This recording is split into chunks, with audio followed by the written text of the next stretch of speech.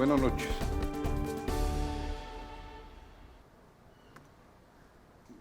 Anticipo un aspecto de mi conferencia. Si hay geólogos aquí en la sala, seguramente van a quedar decepcionados, porque eso es una conferencia divulgativa.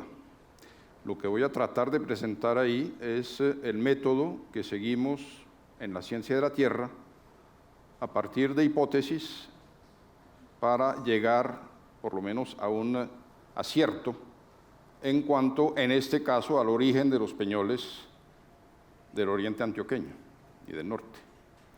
Entonces, no esperen que van a encontrar ahí muchas cosas nuevas. Si hay preguntas pues, relacionadas con aspectos un poco más sofisticados de los peñoles, podremos tratar de contestarlas, pero básicamente la conferencia está orientada a presentarles una visión del método científico que seguimos en geología particularmente y en ciencia de la Tierra en general. Entonces, dicho esto, pues tomé un tema que en sí es un poco polémico. ¿Por qué los meteoritos? Pues la mayoría de ustedes, me imagino, saben que los peñoles no provienen de meteoritos.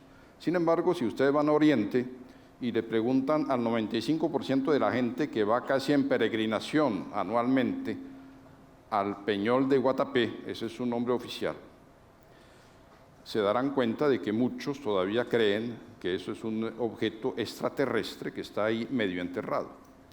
De paso, la pregunta que me hicieron al principio de la conferencia tenía algo que ver con eso. Me preguntaban si los peñoles y los icebergs o los témpanos tienen algo en común. Bueno, vamos a tratar de mirar esto. Primero, la localización. Vamos a mirar primero los de Oriente. Aquí está Río Negro, Marinilla, el peñol acá, otro conocido, el peñol más pequeño del Marial. De paso, el término peñol es un término del español antiguo. Hoy en día los españoles usan peñón. Y es lo que a raíz de la rivalidad entre los municipios de Guatapé y del Peñol han tratado de afianzar como nombre, no el peñol, sino el peñón de Guatapé. Pues el peñol siempre ha sido de Guatapé, pero en mi concepto debe seguir llamándose el peñol, que es una hermosa palabra del viejo español que le pusieron los primeros que lo vieron cuando llegaron a estas tierras. Hay otro que quiero que visitemos rápidamente, que se llama el Tabor. Antes tenía un nombre menos respetuoso, se llamaba el Cerro o la Teta de la Vieja, pero eso le pareció pues muy irreverente al párroco, que optó por cambiarla por Tabor, que evidentemente tiene una consonancia mucho más bíblica y respetable. Vamos entonces a dar un paseo acá en esta parte. Aquí tienen pues la silueta del peñol, muy conocida por todos. Es una roca que sobresale unos 140 metros por encima de esta colina, que de paso ha sido aplanada. Eso es un corte que se hizo con cuchilla de bulldozer. Y obviamente el paisaje pues ha mejorado notablemente a raíz de la inundación, que fue un desastre para los peñoleros, pero que obviamente para el turismo volvió el paisaje todavía más atractivo de lo que era anteriormente. Aquí está otra vista. El peñol, a diferencia de muchos otros del mundo, tiene dueño. Y el dueño pues, es una persona muy emprendedora que construyó unas escaleras que conozco desde casi los años 50.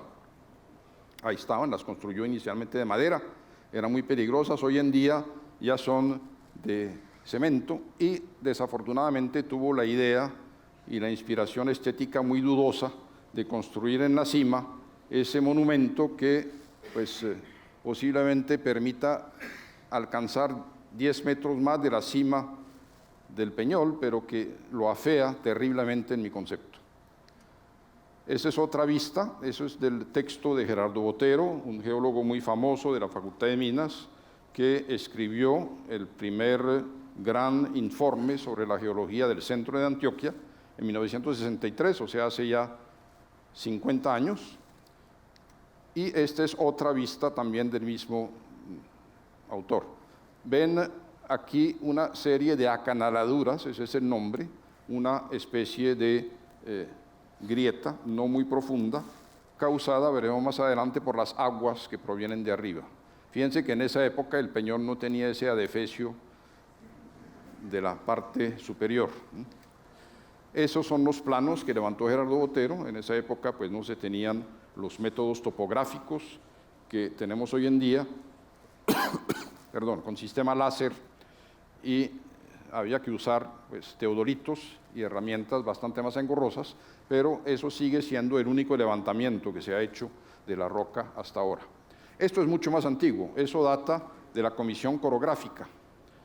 La Comisión Corográfica fue organizada por el presidente Mosquera en 1850 y algo, y en el 1852 visitó el Peñol.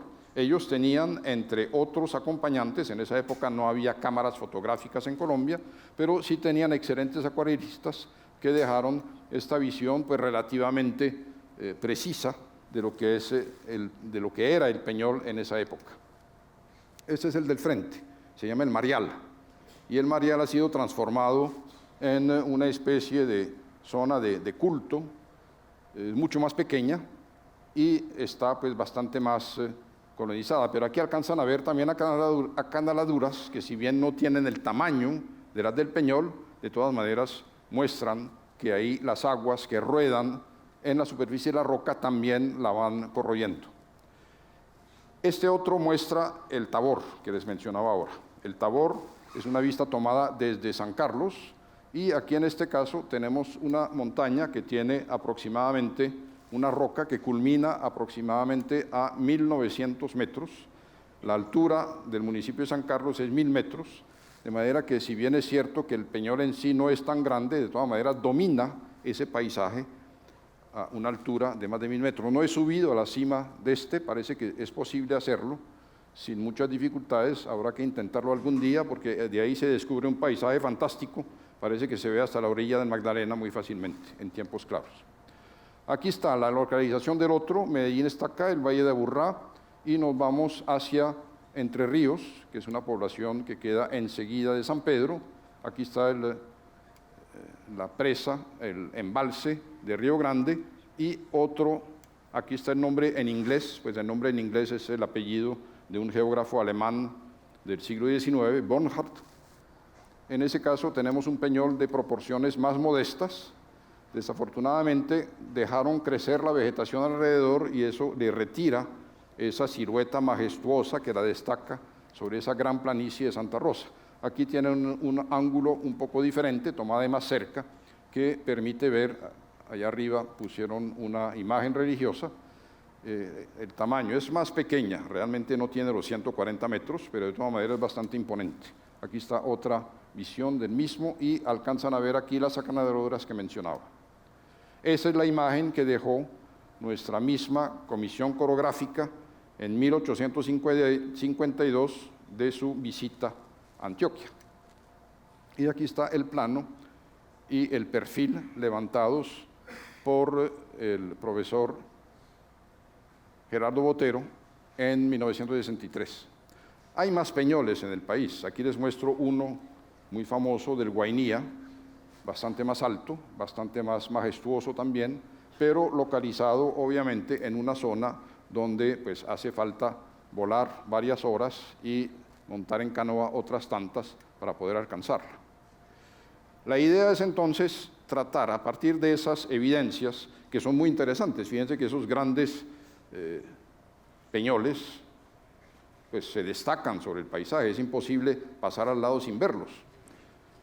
No tenemos ninguna tradición indígena, los indígenas que poblaron la meseta alta habían desaparecido y no dejaron ninguna tradición verbal, pero tanto en Australia como en Estados Unidos donde sí pudieron captar los relatos y las leyendas que los indígenas que vivían en el lugar habían construido. Hay unas leyendas magníficas desarrolladas sobre eso. Aquí, desafortunadamente, no tenemos eso. Vamos a ver entonces qué podemos elaborar, cómo podemos elucubrar o especular, llamamos eso elegantemente emitir hipótesis sobre el origen de ese peñol.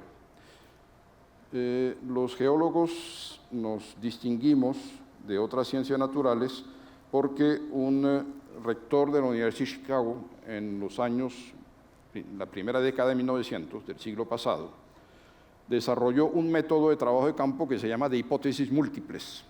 Usted está en el campo, mira las cosas y antes de empezar a tomar muestras o empezar a desarrollar una idea, lo que va a hacer es usar las hipótesis múltiples. ¿En qué consiste eso? Dar varias interpretaciones de los hechos y tratar de tener múltiples explicaciones que finalmente, cuando se reúnen las evidencias obtenidas tanto en el campo como en el laboratorio, se pueden entonces transformar en una aproximación un poco más certera de lo que es, no la verdad es un término que en ciencia poco se usa, pero sí que se aproxime más a la explicación de esa realidad que son esos peñoles que definitivamente no pueden pasar desapercibidos. Aquí escogí varias, posiblemente hay más. Uno, pues la hipótesis obviamente del meteorito, que al provenir pues del espacio externo se clava ahí y nos deja una evidencia muy notoria, restos de un volcán, lo que llamamos chimenea, o sea, no el cráter en sí, sino el conducto que traía el material en fusión hacia la superficie, que pudo haber destapado. Les voy a mostrar fotos enseguida. Podemos tener un domo de lava, que es otra explicación posible. Los tenemos no tan altos, pero sí bastante notorios en el páramo, por ejemplo, que rodea el Ruiz, en Caldas y en Tolima. Podemos tener como explicación también un cambio de composición, un fragmento de roca o una especie de protuberancia rocosa que se hubiera intruido dentro de las rocas encajantes, puede haber sido pues, preservado con respecto al entorno que quedó erosionado. Y finalmente, la hipótesis que parece hasta ahora la más posible, que es una diferencia en el fracturamiento, en las rupturas que existen dentro de una roca que fundamentalmente es muy homogénea. Vamos a mirar un poco esas hipótesis y tratar de ver cuál nos conviene más. Obviamente aquí no estoy pues, con hipótesis inmediatas, pero finalmente un geólogo bien entrenado en el campo puede por lo menos sacar media docena de hipótesis sobre cualquier fenómeno extraño que note. Miremos el entorno rápidamente. Lo que llamamos entorno en ciencia de la Tierra pues, se refiere a las rocas, a las formas del terreno, al clima, a los suelos y a la vegetación. ¿Dónde estamos ahí? Geológicamente, sobre un enorme cuerpo ígneo, o sea, de origen magmático, de origen líquido, que se formó en profundidad, que todos han oído mencionar seguramente, que se llama el batorito antioqueño. Batos en griego significa profundo, glitos es roca, de manera que roca profunda, lo que se reconoce con este término de batolito es una roca formada a profundidades que hoy en día creemos que sean del orden de unos 10, eventualmente 15 kilómetros. Ahí se solidifica la roca y después, paulatinamente, por erosión sucesiva de las diferentes capas dentro de las cuales está encajado, se va a liberar y va a aflorar, o sea, quedar en contacto con la atmósfera. Eso es el batorito, como ven es de dimensiones bastante grandes. Botero fue el primero que intentó cartografiarlo. Hoy en día sabemos que mide aproximadamente 7.000 kilómetros cuadrados. Para que se ubiquen, aquí al norte tendríamos Yarumal, aquí al sur un cuerpo muy parecido con Sonsón, La Unión llega hasta aquí, San Carlos hacia el oriente y hacia el occidente Entre Ríos. Es, como ven, un fragmento de la litosfera bastante grande, extrañamente homogéneo. La mayoría de los batoritos que se conocen en el mundo, los de California, por ejemplo, tienen como especificidad la de ser muy heterogéneos, cambian enormemente en su composición química y mineralógica con el tiempo. Los colores para no dedicarnos mucho tiempo a eso. Lo que tienen en azul aquí son los lagos, pues los lagos artificiales, las presas, en este caso Guatapé, y esto sería el embalse de San Carlos y el embalse de Playas. El material que ven ahí de color morado corresponde a la roca más antigua, dentro de la cual, les decía, se intruyó, o sea, se solidificó ese material en fusión que llamamos magma. ¿De qué temperatura estamos hablando? No muy altas tampoco, seguramente alrededor de 1000 grados Celsius, que pues no es mucho. Dentro del cilindro de un carro, dentro de un motor de combustión interna, desarrollamos temperaturas bastante más altas que eso. Y las temperaturas de un volcán nunca suben más allá de unos 1000, 1300 grados. Entonces esa roca se intruye, se solidifica ahí y con el tiempo, les decía, se va poco a poco a acercar a la superficie. Los otros colores que tienen ahí son de otras rocas que no es del caso mencionar mucho, pero que sí nos dicen pues, que están ahí tal vez antes, lo podemos deducir en el campo, con respecto a las de color morado, que son las rocas metamórficas más antiguas, metamórficas, o sea, formadas también a grandes profundidades, y otras rocas más recientes que lo rodean. Un plano más detallado, geológico, mostraría aquí la presa del Peñol, es un mapa no muy preciso, es una escala 1 en 100.000, y las fallas, o sea, interrupciones, rupturas profundas que afectan la superficie de la Tierra. Cuando se habla de falla hay que aclarar, ustedes ven muy a menudo a orilla de carretera el término falla geológica, pues eso es para designar un derrumbe, y realmente es una traducción de los ingenieros del término falla. Es una falla en el sentido de que el material que formaba el terraplén o el talud de la carretera falló, se rompió, pero no es una falla geológica. Las fallas geológicas se producen realmente es por interacciones a otra escala, interacciones entre continentes. Ustedes habrán oído hablar de la tectónica de placas y del desplazamiento, por ejemplo, de la placa de Nazca, que nos bordea por el Pacífico, que choca contra la placa continental suramericana. Y en ese caso, ese choque ocurre entre rocas sólidas y por lo tanto esas rocas se rompen. De ahí salen las fallas. No entremos en detalles sobre esto, sigamos adelante. En términos, decía ahora, de superficie, 7.400 kilómetros cuadrados, o sea, unas 7 veces el área del Valle de Aburrá. La roca, no importa mucho el nombre, esas diferencias se dan simplemente por la cantidad y la proporción de minerales que contiene. No son minerales muy extraños, son minerales muy comunes en la superficie de la Tierra. Se intruye y se solidifica, lo que les explicaba ahora, a partir de un cuerpo de magma, o sea, de ese material que en cierta forma se parece a una lava, pero la lava está en superficie. Todos ustedes han visto en televisión o en carne propia la erupción de un volcán con lava. Es un material viscoso a veces que se expande, que fluye a partir del cráter. En ese caso es casi lo mismo, pero a presiones mucho mayores, o sea, con un comportamiento bastante diferente porque contiene mucho más gases y es seguramente mucho más fluido en muchos aspectos que la lava misma. Finalmente, la edad. Pues la edad no es un invento. Durante mucho tiempo tuvimos que contar para determinar edades con los fósiles, que nos daban edades relativas. Los fósiles más sencillos eran los primeros que habían aparecido. Hoy en día sabemos que eso fue hace 550 millones de años, y a medida que uno encontraba capas fosilíferas con ejemplares, con organismos más complejos, podía uno establecer una especie de escala relativa.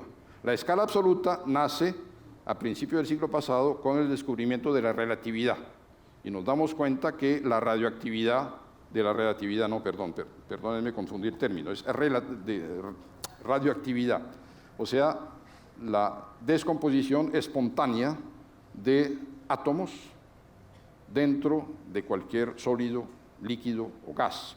La radioactividad entonces deja unas huellas que permiten obtener la edad de las rocas. No voy a entrar en detalles sobre eso, es una parte pues fascinante de intercambio de conocimientos entre la física nuclear, por una parte, y la ciencia de la Tierra, que nos ha permitido pues, establecer fechas que parecían hasta hace poco completamente ilusorias. 80 millones de años suena como una barbaridad, sin embargo, son los datos que nos proporciona ese análisis hecho a partir de materiales radioactivos. Ese es el aspecto de la roca. No se ve aquí muy bien, son granos negros de una mica muy especial que se llama biotita y de otros materiales que contienen hierro. Aquí lo ven de más cerca, con una moneda de escala, ven que hay materiales negros y materiales blancos. Aquí aparecen materiales medio amarillentos, eso es debido a que los óxidos de hierro que contiene ese material empiezan a oxidarse. Vamos a ver ahora qué pasa cuando el proceso es más completo. Ese es el paisaje de Oriente, un paisaje de colinas suavemente onduladas. Ese es el altiplano de Río Negro, que en forma errónea llamamos Valle de San Nicolás. No es un valle, realmente es una llanura. Miren que esto es muy plano.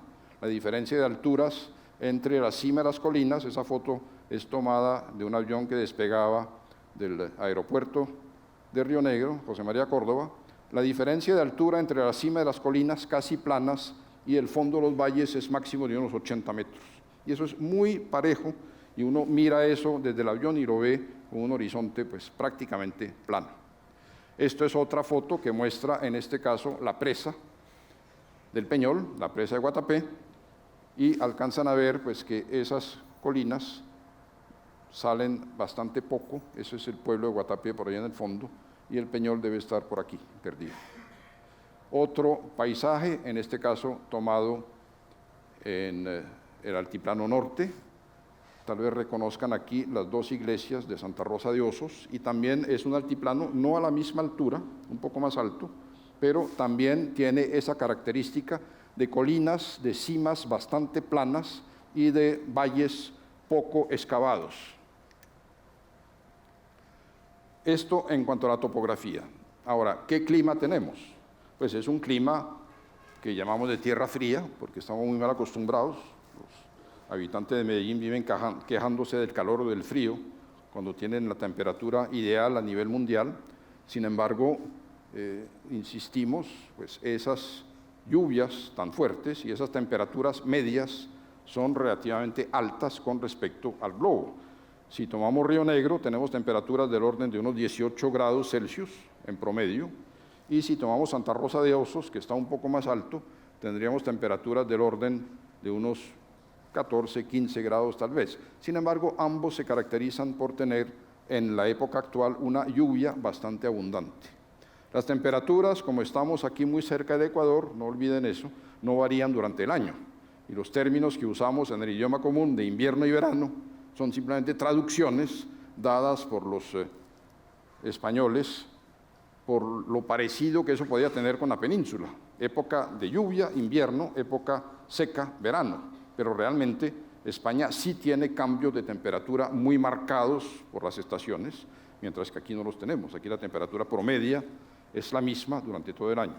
Finalmente, no hay heladas. Eso puede ser una herramienta de la naturaleza bastante poderosa para hacer evolucionar las rocas en su superficie. Aquí tienen un mapa, en este caso es un mapa ecológico, que nos representa las zonas vegetales, o sea, lo que sería una selección de especies características de un ecosistema. Esos mapas fueron elaborados por Espinal y Montenegro en los años 70 para el Instituto Geográfico Agustín Codazzi, y nos muestran con bastante precisión, porque en esa época no teníamos la red completa de estaciones meteorológicas que hoy el IMAT tiene prácticamente en todo el país, monitoreados por satélite.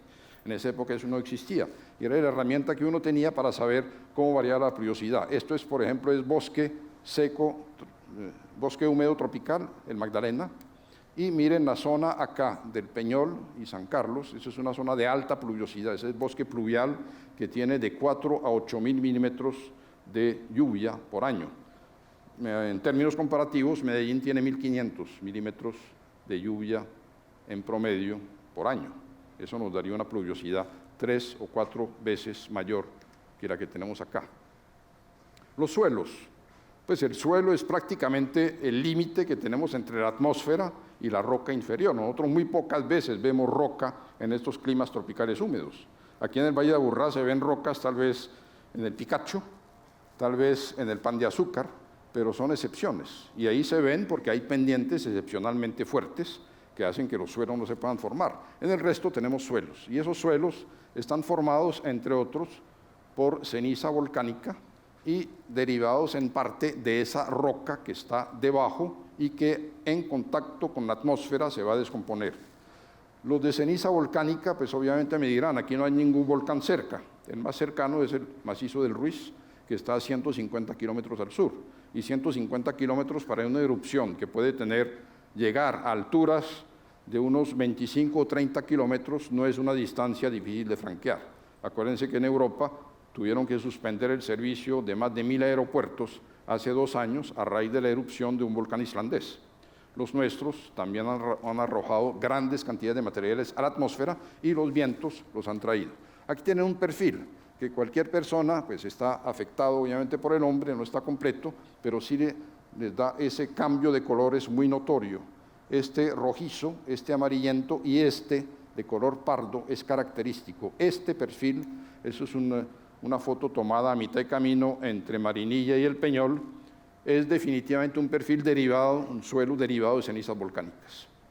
Entonces, esta parte de aquí la podemos identificar, lo podemos comprobar, no es que simplemente a simple ojo yo lo pueda decir por llevar muchos años trabajando en eso, sino que eso lo llevamos a un microscopio y podemos identificar en detalle los minerales que están ahí presentes. Son minerales que definitivamente no pueden pertenecer a la roca que llamamos subyacente, la roca que está debajo.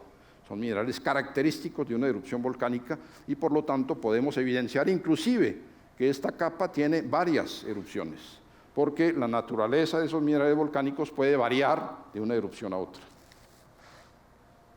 ¿Qué pasa con los suelos allá en esa zona? Pues sufren de erosión. Ustedes ven ahí esos cambios de color, simplemente los colores que les mostré antes en el perfil quedan destapados. El mal uso que se le da sistemáticamente en el oriente antioqueño al manejo agrícola de los suelos hace que estemos sufriendo una erosión avanzada que si bien no abre surcos, de todas maneras va despejando. Miren todas esas partes planas acá, han perdido la capa orgánica, la parte superior, lo que llamamos el horizonte A, donde se acumula la materia orgánica, que es la capa más rica, no solamente para la vegetación natural, sino también para la vegetación cultivada. Aquí tienen otra imagen que les da el mismo resultado. Miren que la materia orgánica se está acumulando aquí en las cañadas y los surcos se van trazando de una manera completamente irregular. Los surcos normalmente deben trazarse en forma perfectamente horizontal para que pueda preservarse el suelo y para que haya una pérdida mínima por erosión. Nuestros campesinos insisten en que ellos tienen el ojo suficiente para trazarlos y el resultado es que pues, perdemos millones de toneladas de suelo orgánico cada año. Eso es irreparable. Fuera del fenómeno de suelo, que es un intercambio entre agentes como las plantas, los animales, los agentes meteóricos, o sea, la lluvia, la temperatura, tenemos una parte de la roca donde no llegan los organismos, pero esa parte de la roca está también descompuesta. Y está tan descompuesta que tiene nombre, eso se llama meteorización. La acción también del agua infiltrada, el oxígeno del aire presente en el agua y eventualmente componentes orgánicos que quedan en solución dentro de las gotas de agua, hacen entonces que las rocas se descomponen. Esa descomposición se llama así, meteorización de meteoro, la palabra griega que mencionaba al principio. En ese caso no estamos hablando de un bólido extraterrestre, sino que estamos hablando simplemente de agentes como el agua, el viento, el aire, el oxígeno, etc. Entonces, ¿qué ocurre? ¿En qué consiste ese fenómeno? Aquí en el trópico tenemos una meteorización predominante que se llama química, porque la temperatura es alta, hay agua en abundancia, hay descomposición de vegetales en superficie, de manera que se pierden elementos químicos, la densidad de la roca disminuye tremendamente, para llegar más o menos a la mitad o menos inclusive de lo que era inicialmente, y se forman nuevos minerales por debajo del perfil del suelo. Aquí tienen el aspecto de la roca con la misma moneda que usé ahora, pero la roca descompuesta. Ahora vieron materiales negros y blancos, aquí permanecen los blancos, pero el resto está totalmente transformado en materiales que son de color rojizo. ¿Por qué? Pues liberación, en este caso, de los óxidos de hierro, exactamente lo mismo que ustedes pueden comprobar haciendo un experimento muy sencillo, que es dejar una puntilla de hierro sobre el reborde de una ventana al aire libre. Verán que a los 2 o 3 días aparece sobre el cemento, alrededor de la puntilla, si ha llovido, una aureola de este color. Ese es otro tipo de descomposición menos común. Fíjense que en este caso lo que tenemos es como una enorme cáscara de cebolla. En este caso esta regleta tiene 20 centímetros. La roca se va como expandiendo y dejando capas concéntricas de varios decímetros, a veces hasta metros de espesor. Pero esta roca aquí, fíjense que tiene el color de la roca que llamamos fresca, o sea, ese color blanco y negro. No ha sido descompuesta químicamente como la que mostré anteriormente. Y el resultado es esto. Esto es un martillo que tiene unos 40 centímetros de largo y ven esas cáscaras que todavía permanecen en esos bloques que aparecen rodeados de material totalmente descompuesto. Ese material descompuesto lo pueden apreciar aquí en un corte de la autopista Medellín-Bogotá. Es un corte que tiene unos 15 metros de altura y ahí no hay roca. Todo el material está transformado en lo que designamos con un nombre griego, saprolito. Saprolito significa simplemente roca descompuesta en griega, y es un material que ha perdido todas las propiedades que tenía la roca original. ¿Cuáles son las condiciones favorables? Lo decía ahora, temperaturas altas, ojo, relativamente altas, ¿no?, con respecto a la temperatura media del globo, que es 13.5 grados Celsius, y circulación abundante de agua. Entonces se nos produce un perfil que les mostré ahora en foto, con el suelo arriba, con o sin ceniza volcánica, y una capa de un espesor variable, puede alcanzar hasta 100 metros en las últimas medidas que hemos tomado, de material descompuesto, y finalmente, en forma irregular, la roca llamada fresca, o sea, sin descomposición. ¿Qué pasa si cambian las condiciones que tenemos en la actualidad? Si en lugar de tener ese fenómeno de infiltración intensa de agua, tenemos por destrucción de la vegetación, cambio climático, por ejemplo, o cambio inclusive de origen humano, como lo vamos a ver enseguida, removemos el suelo de la vegetación. Pues en lugar de tener esa meteorización intensa que penetra en profundidad, vamos a tener condiciones de erosión. Aquí tienen una foto tomada en los alrededores del Peñol que les muestra qué ocurre. Miren las grietas que se van formando, aquí quedan algunos bloques, pero en ese material descompuesto, el agua corriente de la lluvia puede abrir zanjas, surcos, cárcavas de varios metros de profundidad en muy poco tiempo, porque es un material muy susceptible a la acción directa del agua que rueda sobre la roca.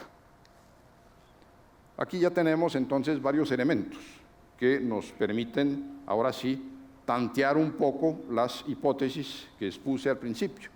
Meteoritos, volcán, intrusión, cambio de composición o fracturas.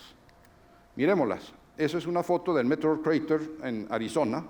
En este caso, lo que tenemos es un enorme hueco que tiene 1,5 kilómetros de diámetro y una profundidad de unos 300 metros. Eso es lo que deja el impacto de un meteorito.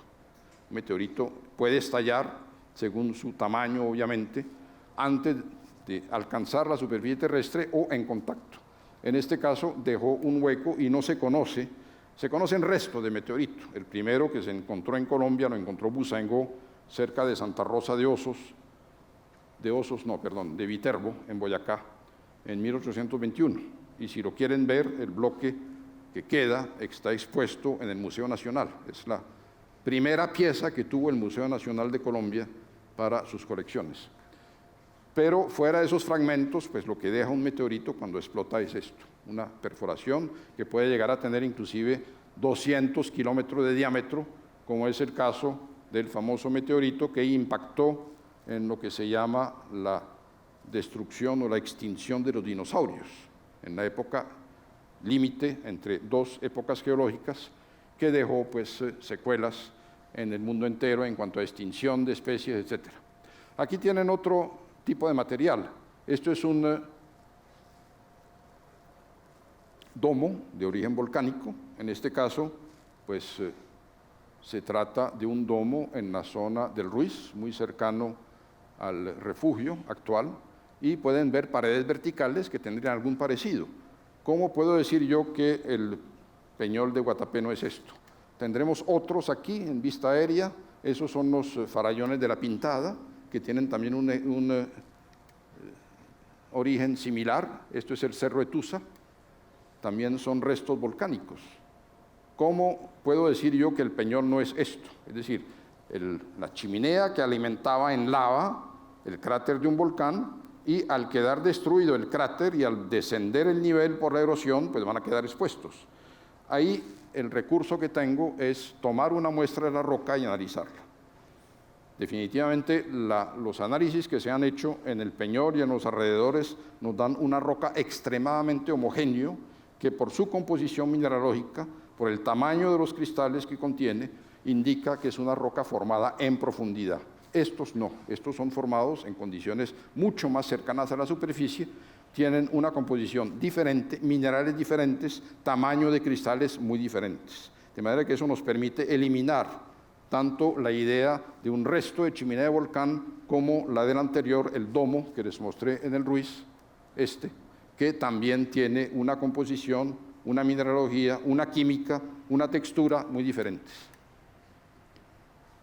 La otra posibilidad de que tengamos una especie de intrusión en forma de cono de nuestra roca que llamamos cuarzo de diorita, o sea, la blanco y negro que vieron antes, que se llama la piedra de Manizales, entre otras cosas, porque hay rocas parecidas allá en esa zona,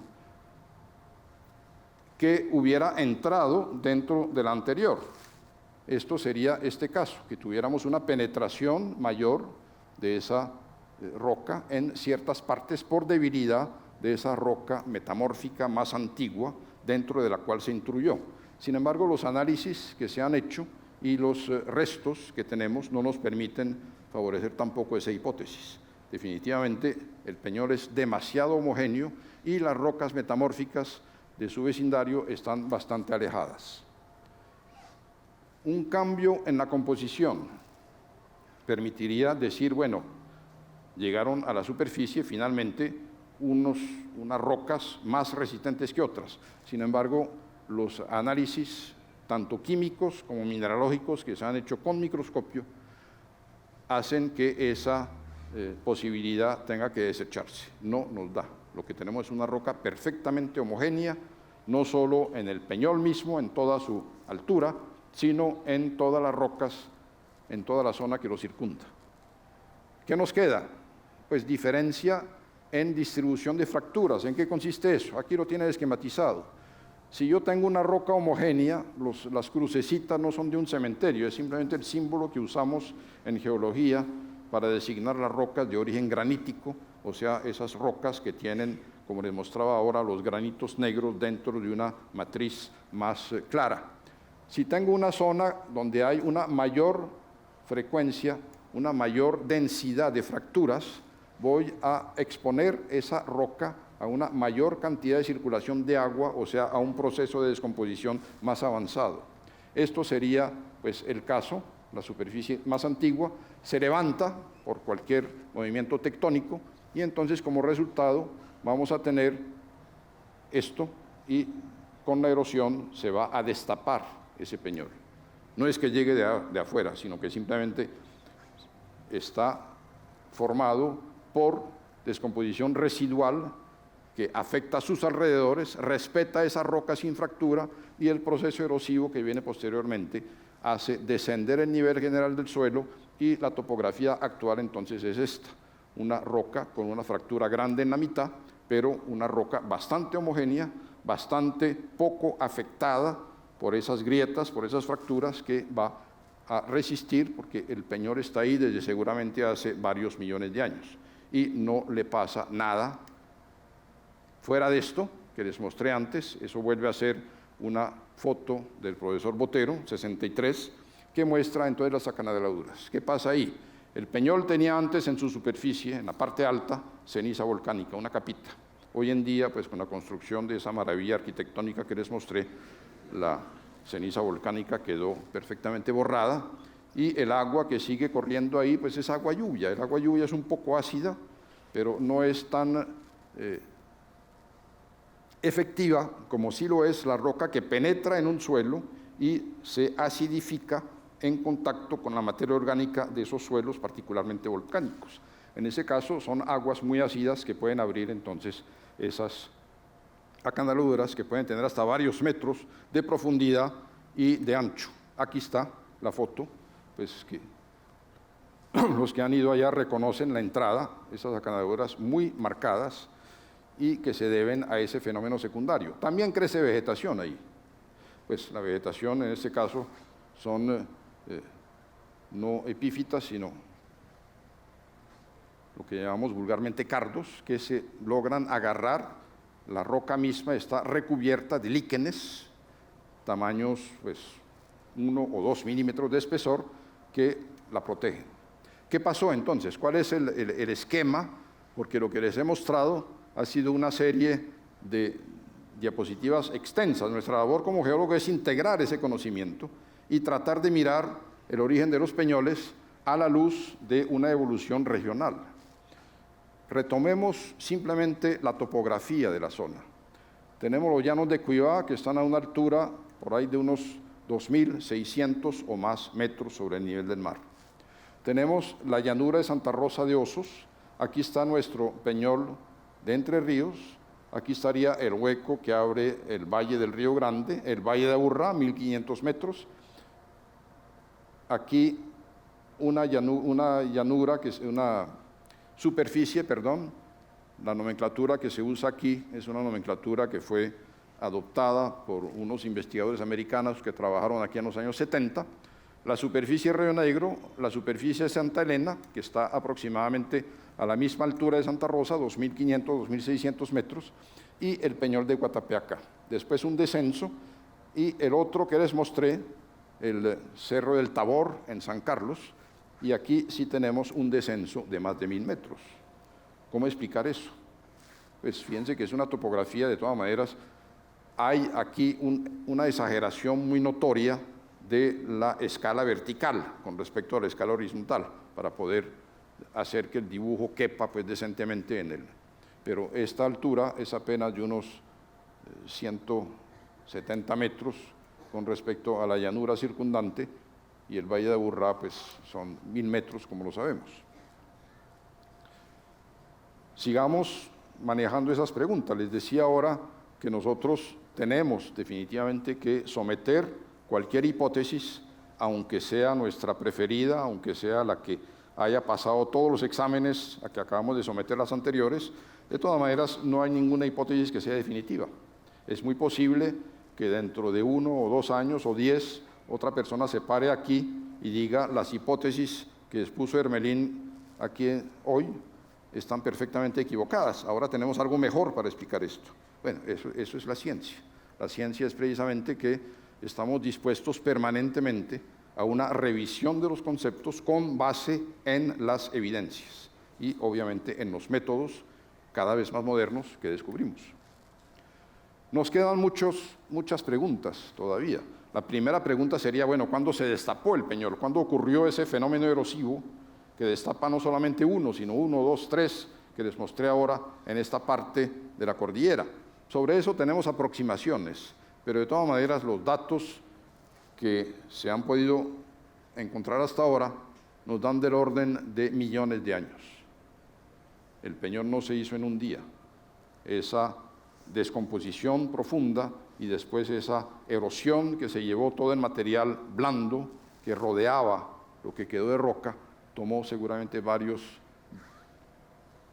millones de años para hacerse. ¿Cuánto exactamente? No sabemos. Hay métodos que seguramente nos van a permitir muy pronto hacer esa datación, porque, pues, explicando en términos muy sencillos de qué se trata, son los métodos que llamamos cosmogénicos. Los rayos cósmicos que vienen del mundo exterior, al entrar en contacto con las rocas, transforman ciertos minerales y van formando otras especies o isótopos desconocidos. Si yo tengo la manera de analizar detalladamente esos isótopos por medio de un espectrómetro de masa, es un equipo pues un poco costoso, puedo entonces establecer el tiempo que lleva la roca expuesta a la atmósfera. Tengo que restar la pérdida por las aguas superficiales o por erosión o por cualquier otro motivo, pero del resto, la penetración de esos rayos cósmicos y la profundidad de la transformación de los minerales originales en otros elementos, en otros minerales, me puede dar una medida de cuánto tiempo lleva la roca ahí expuesta. Eso nos queda por hacer, no lo hemos hecho todavía. Por ahora las deducciones que tenemos son indirectas. ¿A qué velocidad ocurre? ¿A qué velocidad se descompone? Bueno, hemos hecho varias investigaciones sobre eso. Para transformar la roca fresca en lo que llamaba ahora saprolito, o sea, en ese material suelto, oxidado, blando, poco denso, puedo hacer cálculos, claro, y los hicimos, basándonos simplemente en la cantidad de materiales disueltos que van en los ríos que drenan esa zona. Yo puedo, con base en unos cálculos sencillos, hacer ese cálculo y se puede llegar a calcular en forma bastante aproximada, suponiendo que el clima actual no ha variado mucho, lo que es una mentira no tan piadosa, pero que puede ser aceptable de todas maneras, cuánto tiempo llevamos para formar estos espesos mantos de roca descompuesta en la superficie de la Tierra. Y la otra pregunta que ya planteé es cuánto tiempo lleva esa roca expuesta. Como les decía, tenemos métodos que se están perfeccionando en la actualidad, pero que nos permitirán tarde que temprano sacar una conclusión bastante exacta sobre el tiempo que lleva expuesto. Obviamente, en ese corte esquemático que les mostré ahora, teníamos 3 alturas diferentes. La altura correspondiente a los llanos de Cuiabá, la altura correspondiente a la meseta de San Carlos, la altura correspondiente a la meseta o a la planicie de Río Negro y finalmente el nivel actual de San Carlos, 1000 metros. Si nos ponemos a concatenar todo eso y a sacar unas aproximaciones, encontraríamos que seguramente el proceso de levantamiento tiene varios millones de años, posiblemente no podemos tener seguridades, pero puede llegar hasta 20 o más millones de años el proceso completo de transformación, descomposición, erosión y el afloramiento. Lo extraño, lo interesante, es que nuestros altiplanos, llámese Santa Rosa o llámese Río Negro, que consisten en esas rocas tan blandas, de todas maneras lleven tanto tiempo expuesto ahí. Hemos encontrado evidencias de minerales volcánicos, también traídos seguramente del Ruiz o zonas aledañas, que nos marcan dentro de otro sistema de datación unos 5 millones de años. De manera que tenemos ahí una topografía perfectamente susceptible a la erosión y que sin embargo está ahí muy campante, a alturas bastante grandes y no expuestas. Bueno, determinación química, lo que les mencionaba ahora, al medir la composición de aguas, lluvias y comparar con las composiciones de aguas, se podría calcular por lo menos la edad que tienen las acanaladuras y eventualmente los mantos de descomposición que mencioné ahora. Otras posibilidades, isótopos, lo mencioné anteriormente, la edad del inicio de la erosión, hay métodos radioactivos que nos permiten, midiendo los materiales que quedan encerrados dentro de pequeñas cubiertas de óxidos de hierro o de manganeso, se puede determinar el momento en que se inicia la erosión. No tenemos equipos, pero sí es algo que seguramente más adelante se hará. La edad de los depósitos aluviales, pues no los tenemos cerca del Peñol mismo, y la edad de las cenizas volcánicas solamente nos daría la edad del último evento, pero de ninguna manera modificaron el paisaje, simplemente lo recubrieron y lo modificaron muy suavemente. Eso es otra vista de la zona de la presa, donde pueden apreciar una topografía supremamente plana casi. Esa es otra de la misma. Yo creo que vamos a parar aquí, ya me llevé mi tiempo necesario. No sé si los he dejado con más dudas y más preguntas de las que tenían al principio. Intenté mostrarles un poco el método que seguimos para evidenciar eso. Miren que estamos trabajando a un nivel que va prácticamente desde el átomo Cuando les hablo de isótopos, estamos hablando de partículas atómicas hasta el nivel de paisaje, pasando por pues, cordilleras, valles, montañas y a través del tiempo también. Aquí estamos hablando de eventos que seguramente transcurrieron durante varios millones de años y la labor del geólogo es precisamente esa, a partir de las evidencias que tiene, tratar de deducir lo que fue la historia del paisaje a través de esas hipótesis múltiples, tal como intenté mostrarlo. Voy a parar aquí, creo que hay preguntas, podemos hacerlas. Muchas gracias.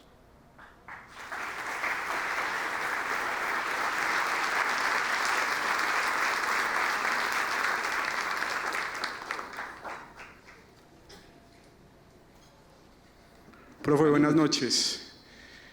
Soy del municipio de Entre Ríos, donde nos ha expuesto uno de los monolitos. Hace unos 20 o 30 años, en la piedra del Peñol de Entre Ríos, se podrían apreciar unas cuevas donde podría incluso ingresar personas.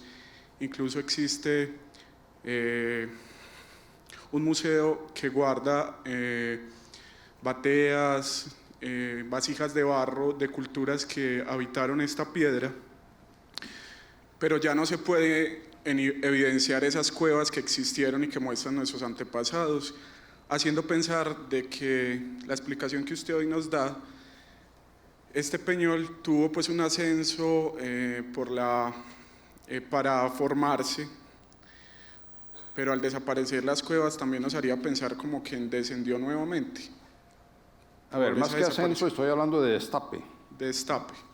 El destape de la roca descompuesta que está alrededor del bloque de roca firme que permanece.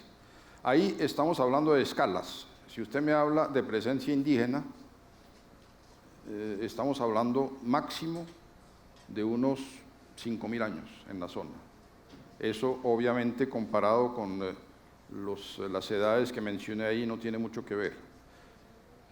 Las cuevas, bueno, no las conozco, apenas pasé cerca del Peñol de Entre Ríos, no lo he mirado en forma, seguramente es un tema interesante de investigación. Lo que sí debe tener en cuenta es lo siguiente, los indígenas excavaron cuevas, de hecho hay evidencias de tumbas enterradas, hay evidencias de socavones para minas, etc. Pero los indígenas no disponían, hasta donde yo sepa, de herramientas que les permitieran excavar una cueva dentro de una roca sólida como era del Peñol. Entonces, o era una cueva, digamos, natural, o una que excavaron dentro de una roca pues ya descompuesta que había ahí. Hasta ahí le puedo contestar. Muchas gracias, profe. Muchas gracias.